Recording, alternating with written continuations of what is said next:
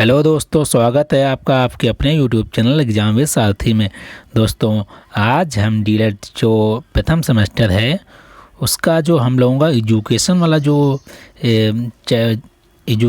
जो हम लोगों का विषय चल रहा था उसका पहला चैप्टर चल रहा था। उसी चैप्टर में हम शैशवावस्था के बारे में पढ़ चुके हैं और आज की क्लास में शैशवावस्था के बारे में पढ़ चुके हैं और आज की क्लास में हम पढ़ेंगे किशोरावस्था के बारे में। दोस्तों, हमारी जो क्लास है वो रेगुलर नहीं आ पा रही, उसके लिए मैं बहुत ज़्यादा क्षमा चाहता हूँ। मैं भी चाहता हूँ मैं आप लोगों की जो क्लासें हैं रेगुलर प्रोवाइड करूँ, लेकिन मुझे अपनी भी चीज़ें कुछ पढ़नी पड़ती हैं। इस कारण मैं आप लोगों की क्लास जो है मैं रेगुलर नहीं ला पा रहा हूँ। लेकिन आप लोग मेरे पे विश्वास कीजिए, आप लोगों के एग्ज़ाम आने से पहले हम आपका सारा जो सिलेबस है वो कंप्लीट करा देंगे। आप बिल्कुल चिंता ना करें, आप लोगों का सिलेबस बिल्कुल कंप्लीट होगा। और भले मुझे एक दिन में 10-10 क्लासें लेनी पड़ी तो आप लोग इस चीज़ की बिल्कुल चिंता ना कीजिए कि सिलेबस कंप्लीट नहीं होगा। सिलेबस आप लोगों को कंप्लीट होगा एग्ज़ाम से पहले ही। तो चलिए आज की क्लास को शुरू करते हैं। किशोरावस्था के बारे में हम पढ़ते हैं। किशोरावस्था का अर्थ एवं परिभाषा इसके बारे में पढ़ते हैं। किशोरावस्था जो शब्द है वो अंग्रेजी के एडोलसेंस शब्द का हिंदी रूपांतरण है।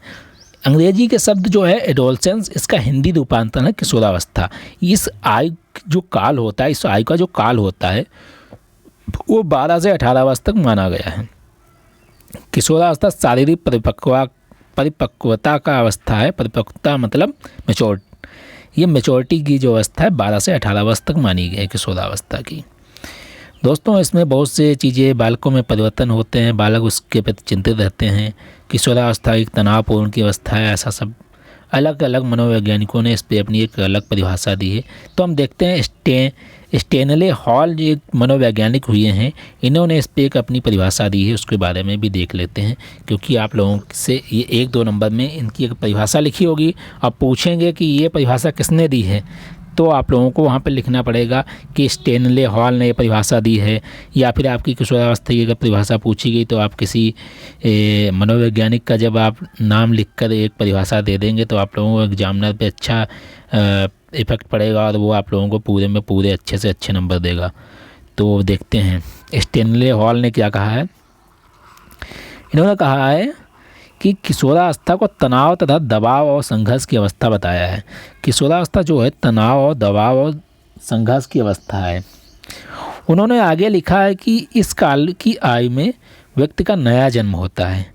यह जो काल है इसमें जो व्यक्ति का है ये नया जन्म होता है, ऐसा इन्होंने लिखा है कि व्यक्ति का नया जन्म इसलिए होता है क्योंकि वो एक नए वातावरण में उसको महसूस होता है कि उसको लगता है कि मैं बहुत बड़ा हो गया हूँ और मतलब उसके अंदर तरह तरह के विचार आते हैं। तभी इसको बोला गया है कि एक नया जो जन्म वो मानते हैं कि किशोरावस्था को एक नया जन्म मानते हैं। कुलहन ने बताया कि किशोरावस्था बाल्यावस्था तथा प्रौढ़ावस्था के मध्य अत्यधिक परिवर्तन का संक्रमण काल है। किशोरावस्था जो है बाल्यावस्था, प्रौढ़ावस्था यानी बुढ़ापे और बाल्यावस्था मतलब स्टार्टिंग वाली जो अवस्था होती है उसके बीच मध्य का जो काल है उसको इन्होंने कहा है ये किशोरावस्था की आयु है, ऐसा कुलहन जी ने कहा है। अब आइए हम देखते हैं किशोरावस्था की कुछ विशेषताएं हैं, इसके बारे में हम लोग देख लेते हैं। इस अवस्था में दोस्तों होता ऐसा है कि बालक जो है उसको समझ में नहीं आता है कि वो बड़ा हो गया कि छोटा है। एक तरफ उसके घर वाले कहते हैं कि तुम इतने बड़े हो गए हो और तुमसे ये कार्य सही से नहीं हो पाता है और तुम्हें बिल्कुल तमीज़ नहीं है और इतने बड़े हो गए हो, इतने लंबे हो गए हो, खंबे की तरह लंबे हो गए, मतलब तरह तरह की उसके बातें सुनाई जाती हैं। अब वहीं तरफ एक तरफ ये भी बोला जाता है तुम अभी बच्चे हो। किसी चीज़ में अगर वो कुछ बता दे, कुछ अपनी अलग राय रख दे तो कहते तुम अभी बच्चे हो, तुम इन सब चीज़ों में मत पढ़ो, तुम्हें बिल्कुल कुछ पता है। तो ऐसे ऐसे उनसे मतलब क्वेश्चन करते तो उसको समझ में नहीं आता भैया वो बड़ा हो गया है कि छोटा है। उसको समझ में नहीं आता भैया है क्या, वो है क्या, वो अपना अस्तित्व नहीं जानता है वो है क्या। तो इन्हीं सब कन्फ्यूजन में बिल्कुल परेशान रहता था। उसकी कुछ विशेषताएं इसके बारे में हम जान लेते हैं। किशोरावस्था को जीवन का परिवर्तन काल और बसंत काल एवं अप्रसन्नता का काल कहा गया। किशोरावस्था को जीवन का परिवर्तन काल कहा गया क्योंकि इसमें बहुत सारे परिवर्तन आते रहते हैं। अप्रसन्नता का काल इसलिए कहा क्योंकि वो कभी सुखी, कभी दुखी, कभी खुश, कभी मतलब पहले वो था मस्त मौला रहता था, कोई उसको टेंशन नहीं थी। अब जैसे जैसे बड़ा हुआ उसके अंदर बहुत सारी समस्याएं आ रही हैं, तो बहुत सारी समस्याएं जब आ रही हैं उनका उससे हल मिल नहीं रहा है, तो कभी वो प्रसन्न रहता है, कभी अप्रसन्न रहता है। वैलेंटाइन ने बताया, वैलेंटाइन जर्सिल्ड ने बताया कि यह अवस्था जो है विचारशील व्यक्ति और परिपक्वता की अवस्था में गमन करता है। विचारशील जो मानव होता है वो परिपक्वता या मतलब मैच्योरिटी की अवस्था की ओर गमन करता है। वैलेंटाइन ने बताया कि यह व्यक्तिगत घनिष्ठता एवं मित्रता किशोरावस्था की प्रमुख विशेषता है। इसमें जो है व्यक्ति जो होता है घनिष्ठ मित्र बनाता है, कहता है तू मेरा भाई है, मैं तेरे लिए जान दे दूंगा, तू जो बोलेगा मैं वो करूँगा, तेरे लिए मैं आधी रात को खड़ा रहूँगा, ऐसी ऐसी बातें करता है अपने दोस्त से। कहता है दोस्त ही तो दुनिया है, दोस्त ही तो ज़िंदगी है। मतलब अजीब अजीब बातें करता रहता है, उसको लगता है सब कुछ दोस्त है। लगता है कि दोस्त के बिना तो जीवन जीना ही असंभव है, दोस्त हैं तो सब कुछ हैं। दोस्त तो कहते हैं ऐसी बोलते हैं कि भले तू एक दूसरी माता की गर्भ से पैदा हुआ है, लेकिन तू मेरा सगा भाई है, मैं तेरा भाई हूँ। ऐसी ऐसी बातें करते, इतनी ज़्यादा घनिष्ठता होती है कि बिल्कुल जान दे देंगे भाई के लिए, भाई जो बोलेगा भाई के लिए तो मैं मर मिट सकूँ जाऊँ, ऐसी ऐसी मतलब उसके अंदर बातें करता है। मतलब दोस्ती इतनी घनिष्ठ होती है पूछो मत। किशोरावस्था की विशेषताएं कुछ होती हैं। शारीरिक विकास, जैसे बालकों में जिस शारीरिक विकास होता है इसमें कुछ परिवर्तन होता है, इसके बारे में देखते हैं।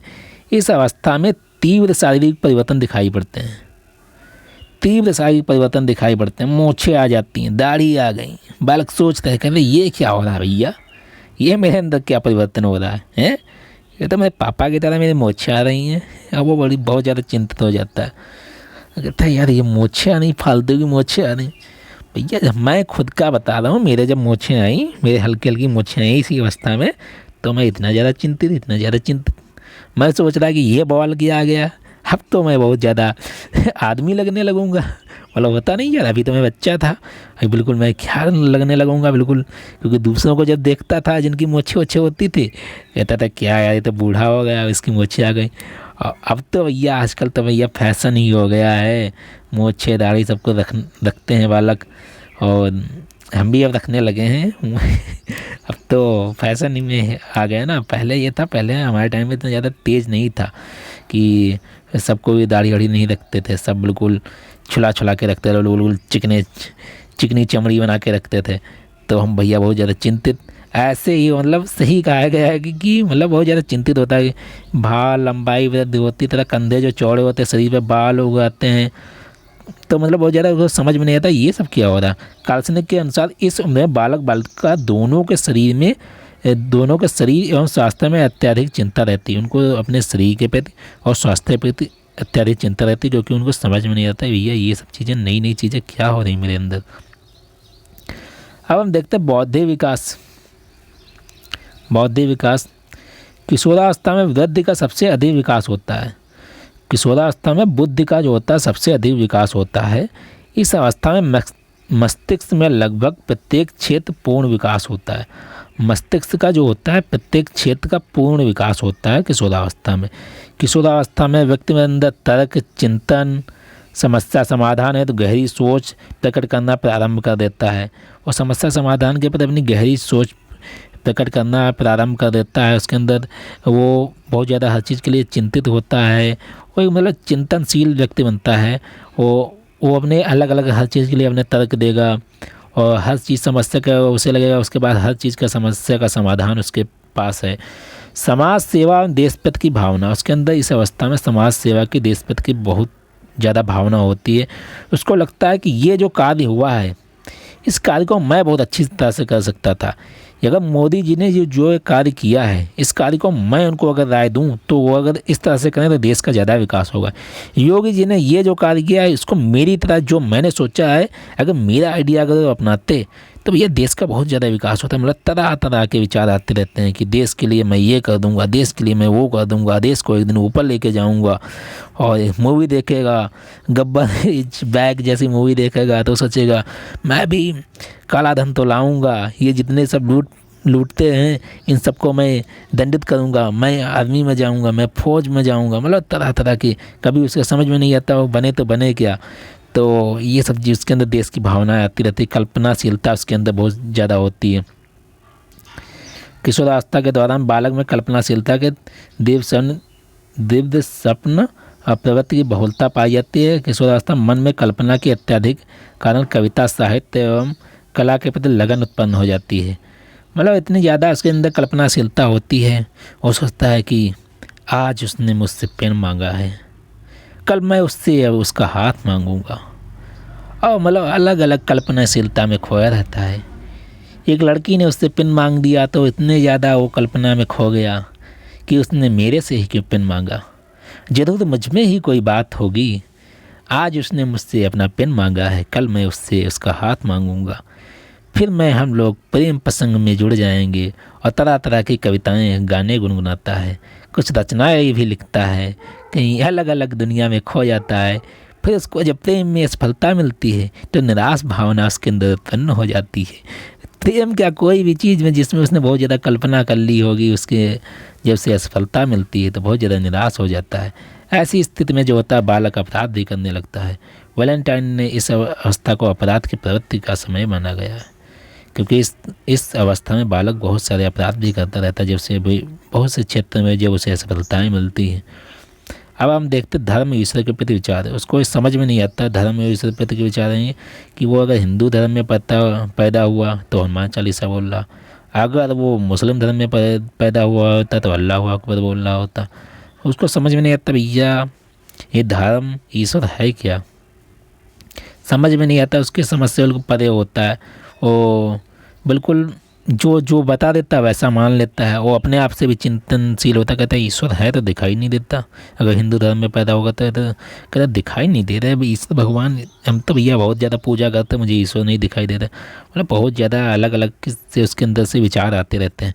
व्यवसाय का चुनाव, किशोरावस्था जो होता है बालक सोचता है कि मैं घर वालों से जब डेली रुपये मांगता है उसको नहीं मिलते तो कहता है एक दिन मैं ऐसा कुछ करूँगा कि इन लोगों के सामने मुझे हाथ नहीं फैलाना पड़ेगा। और उसके अंदर बहुत आत्मनिर्भर बनने की उसके अंदर बहुत ज़्यादा तेज़ प्रवृत्ति होती है। अब वो आत्मनिर्भर बनने के लिए तरह तरह के व्यवसाय सोचता है, और उन व्यवसायों में उसे जब असफलता मिलती है तो उसको बहुत ज़्यादा समस्याएं उसके सामने आती हैं। वे इसीलिए उसके व्यवसाय का सही चुनाव, चिंता का माहौल बना रहता है।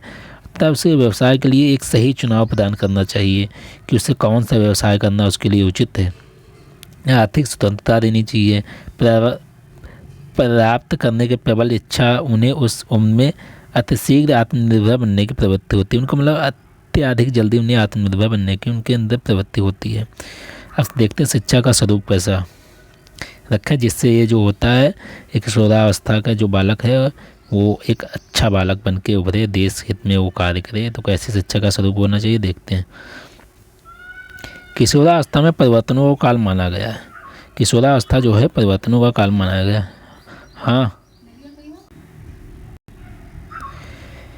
किशोरावस्था में बालक दूसरों का ध्यान अपनी ओर आकर्षित करने के लिए हमेशा असाधारण कार्य करे। मतलब दूसरों को कोई उसको और देखे, मतलब दूसरों को अट्रैक्ट करने के लिए तरह तरह के उल्टे सीधे कार्य करता रहता है। ऐसे कार्यों में उसे सफलता उसे प्रोत्साहित करती है और असफलता उसे निराशा प्रदान करती है। वो तरह तरह के कार्य करेगा, कहीं कुछ करेगा, कहीं कुछ करेगा। तो जब वो सफल होता है तो प्रसन्न होता है, असफल होता है तो निराश होता है। अब हम देखते हैं कि किशोरावस्था शिक्षा का स्वरूप किस प्रकार होना चाहिए, इसके बारे में हम देखते हैं। शारीरिक विकास के लिए शिक्षा। इस उम्र में बालक बालिकाओं को शरीर के विभिन्न प्रकार के लिंग संबंधी शारीरिक परिवर्तन दिखाई पड़ते हैं। अनभिज्ञता के कारण बहुत से बालक किशोर जो होते हैं यौन संबंध समस्याओं का शिकार बन जाते हैं। जब उन्हें अनभिज्ञता मतलब उनका जब जानकारी नहीं होती तो बहुत सारे जो यौन संबंधी समस्याओं का वो शिकार बन जाते हैं। ऐसे में पाठशाला में लिंग भेद यौन संबंधी शिक्षा की व्यवस्था होनी चाहिए। उनको अंदर यौन संबंधी शिक्षा की व्यवस्था उनके पाठशाला में होनी चाहिए। उन्हें हर चीज़ का ज्ञान होना चाहिए ताकि वो सही दिशा में चले, उनके द्वारा कोई गलत कार्य ना हो सके। किशोरावस्था का जीवन दर्शन कराएं अतः बालक बालिकाओं को जीवन उपयोगी सैद्धांतिक व्यवहारिक ज्ञान प्रदान करना चाहिए। जो जीवन उपयोगी जो सैद्धांतिक व्यवहारिक जो ज्ञान है उन्हें वो प्रदान करना चाहिए। अब हम देखते हैं आत्मनिर्भरता की शिक्षा। जैसा कि हम पहले ही पढ़ चुके हैं, बालक को बहुत जल्दी आत्मनिर्भर बनने की सोचता रहता है, आत्मनिर्भर बनना है।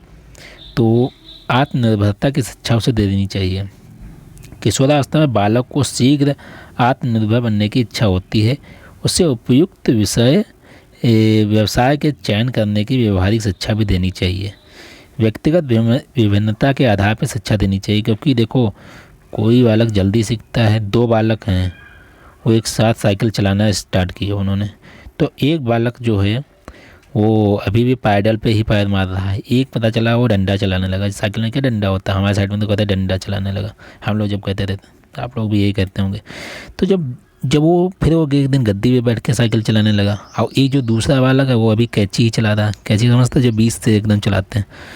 तो एक जो बालक है वो अभी कैंची चला रहा है, वो जो दूसरा वाला जो बालक है वो हाथ छोड़ के भी चलाने लगा। एक बालक वहीं है, और फिर वो बालक जो है कैरियर पे बैठ के साइकिल चलाने लगा। तो मतलब सबके अंदर व्यक्तिगत विभिन्नताएं होती, कोई चीज़ें जल्दी सीखता है, कोई देर में सीखता है। बालक में विकास की गति भिन्न भिन्न होती है। पैदा यह देखा गया है, कई बालक विकास की दर पिछड़ जाते हैं। कोई बहुत सारे बालक जो होते हैं वो जल्दी सीख नहीं पाते। ऐसे में बालकों के लिए व्यक्तिगत और विभिन्नताओं और आवश्यकताओं के आधार पर शिक्षा प्रदान करनी चाहिए।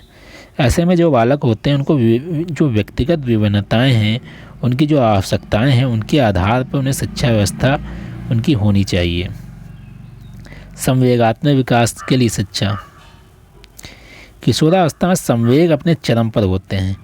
इस उम्र में बालक संवेगों के संघर्ष करता है। बालक को संवेगों पर नियंत्रण करना, उनका मार्गांतरीकरण करना सीखना चाहिए। किशोरावस्था में संवेगात्मक विकास के लिए उदार शिक्षा देनी चाहिए। उनके अंदर संवेगात्मक विकास बहुत तेज़ी से होते हैं, तो उनके लिए एक उदार शिक्षा देनी चाहिए। उनको इस नाजुक मोड़ पे उन्हें अच्छे से शिक्षा देनी चाहिए, उनसे प्रेम पूर्वक उनसे बोलना चाहिए, उनका मतलब विशेष ध्यान देना चाहिए।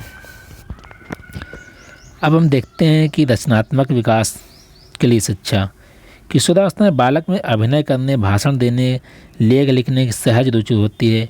इसके लिए बालक को विज्ञान कला, साहित्य कला जैसी रचनात्मक ज्ञान प्रदान करना चाहिए, क्योंकि उनकी जो कलाएं हैं उनको एक सही मार्गदर्शन देना चाहिए, जिससे वो सही दिशा में अच्छे से कार्य कर सकें। उचित दिशा निर्देशन देना चाहिए। किशोरावस्था जीवन का जो सबसे कठिन व नाजुक काल है। इस अवस्था में उसे निर्देशन की सबसे ज़्यादा ज़रूरत पड़ती है। अतः जो अभिभावक हैं और जो टीचर हैं, इन लोगों को अपने बच्चों को सही दिशा निर्देश करनी चाहिए तथा उनके साथ हर समस्या में उनके साथ खड़े रहना चाहिए। आजकल कोटा में आजकल सुसाइड जो हो रहे हैं, किस लिए हो रहे हैं? क्योंकि वो जो बच्चे हैं अपने माता पिता से इतना डरते हैं, बहुत सारी चीज़ें अपने माता पिता से शेयर नहीं कर पाते हैं, और इसी के कारण उन्हें लगता है जब मेरा इसमें नीट में या जेईई में मेरा नहीं हुआ तो वो सुसाइड कर लेते हैं। आजकल बहुत सारे बच्चे जो हैं अभी लेखपाल वाले में बहुत सारे बच्चे जो उन्होंने सुसाइड कर लिया। उन्होंने इतने सालों की उनकी मेहनत होती है और कुछ नंबर से उधर जाते हैं। जैसे लेखपाल का अभी भी कोर्ट केस चल रहा है। तो ऐसे में जो बच्चा होता है वो निराश हो जाता है। निराशा के कारण वो सुसाइड कर लेता है, लेकिन वह बच्चा सुसाइड नहीं करता है जिसका उसके पास उसका परिवार, उसकी फैमिली, उसके मित्र उसका सहयोग देते हैं और उसको हर तरह की समस्याओं में उसको समझाते रहते हैं। तो वह जो बच्चा है वो उन समस्याओं से निकलकर दोबारा मेहनत कर एक अपने सही मुकाम को प्राप्त कर लेता है। तभी अगर जीवन में कभी अगर निराश हो तो अपने माता पिता, अपने जो दोस्त हैं, तुम्हारे जो शुभ चिंतक हैं, उनसे बातें करें, उनके साथ में अपना ज़्यादा से ज़्यादा समय बिताएं, तो आप लोगों को अच्छा महसूस होगा और ये नकारात्मक चीज़ें दूर होंगी। इसलिए बच्चों को उचित दिशा निर्देश एक माता पिता को, एक शिक्षक को देना चाहिए। दोस्तों, मिलते हैं आपसे इसी चैप्टर की अगली क्लास में, जिसमें हम वंशानुक्रम के बारे में पढ़ेंगे। मैं चाहता तो हूँ डेली क्लास लूँ, लेकिन समय के अभाव के कारण मैं क्लासें ले नहीं पाता हूँ, लेकिन मैं पूरी कोशिश करूँगा मैं आप लोगों की क्लासें लूँ। आप लोग जो मैंने और भी क्लासें प्रोवाइड करा दी हैं वो बार बार रिवीजन कीजिए और अपने जो सिलेबस है उसको अच्छे से कंप्लीट करते रहिए और नोट्स अच्छे से बनाते रहिए। मिलते हैं अगली क्लास में, तब तक के लिए जय हिंद, जय भारत।